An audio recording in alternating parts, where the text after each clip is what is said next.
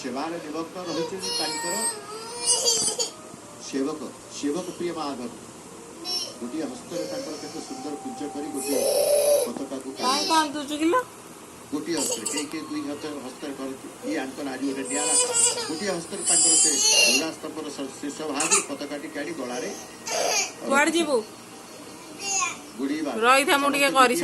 शैली देखुच ठियाबार भंगी समस्त गोटे प्रकार स्थान से स्थान कर्णिकाटी एभली एक स्थान से ठिया हे जी भी जाऊ सेवा कर सेवक भिन्न होता भंगी गोटे रही था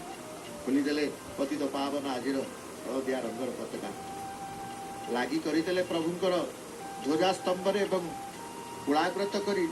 पताका ध्वजास्तंभ को कुलाग्रत हृदय स्पर्श कर सेवा करती से हृदय भाव हृदय भीतर जो प्रकट हुए श्रद्धा भगवान को प्रति आत्मीयता जो प्रकट हुए भगवान सेवा को ग्रहण कर जाती भगवान सेवा को ग्रहण कर जाती अनंत आकाश को उठिला ध्वजास्तंभ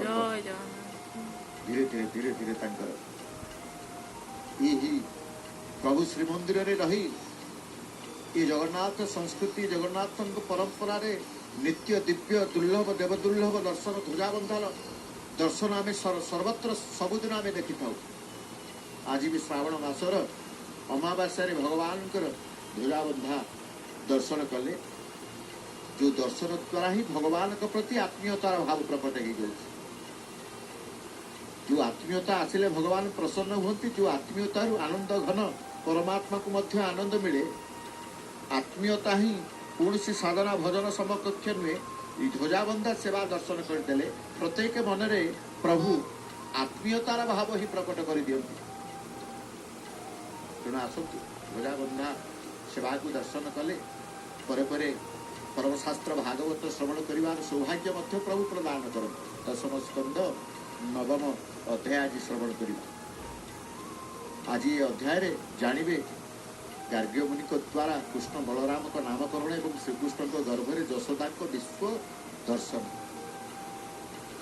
सुकमुनि कहले राजा परीक्षित यादव वंशर पुरोहित गार्ग्य मुनि को डाकी वसुदेव तांकर पदवंदना कले कहले हे मुनिवर मोर दुई पुओ कृष्ण बलराम को मु कंसर डरे नंदराजा घरे लुचई रखी तुम्हें जाई तांकर नामकरण कर गार्ग्य मुनि नंदराजा घरे पहुंची नंद को समस्त कथा कहले नंदराजा समस्त अजाणत पूजार आयोजन कले शुचिमंत हुई गार्ग्य वेद अनुसार दुई पुत्र संस्कार कले भगवान श्रीकृष्ण और संकर्षण रूपी बलराम को प्रणाम कर नामकरण कले श्रीकृष्ण को वासुदेव एवं रोहिणी सूत को राम रूपे नामकरण कर कहले हे नंदराजा ए दुई जन का नाम उच्चारण कले अशेष पुण्य अर्जन हो चक्र कलापरी कृष्ण बलराम बढ़ा लगे गोपी मान दुही को ममतार डोरी रे बांधि रखि था साधारण बालक पर मने हेले से अलौकिक शोभा मोहित समग्र कृष्ण बलराम दुष्ट स्वभाव अतिष्ट हेले गोपनारी यशोदा आगे वर्णना करती दुष्टामीर कहानी दिन को दिन बयस बढ़ दुई भाई घरे न रही अधिक समय बाहर रही कहार दही हांडी भांगी तो कहार वस्त्र चिरीदे कहार लवणी खाईदे तो क्या पानी ढाईदे दिने गोप बालक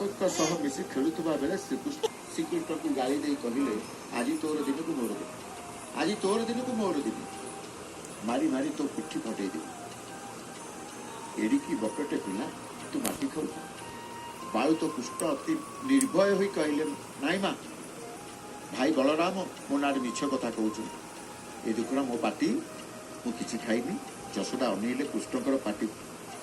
हेले ये कौन अशेष ब्रह्मांड स्थल सागर पर्वत ग्रह नक्षत्र मेघमाला मथुरापुरी गोपपुरी जीवजंतु समस्त दृश्यमान हेले श्रीकृष्ण गर्भ में अचेत हो गले नंदराणी यशोदा चिता फेला पर से चिंता कले ये निश्चय कौन सी डाकिनीर माया फोटो उठाउछि दरकार अछि।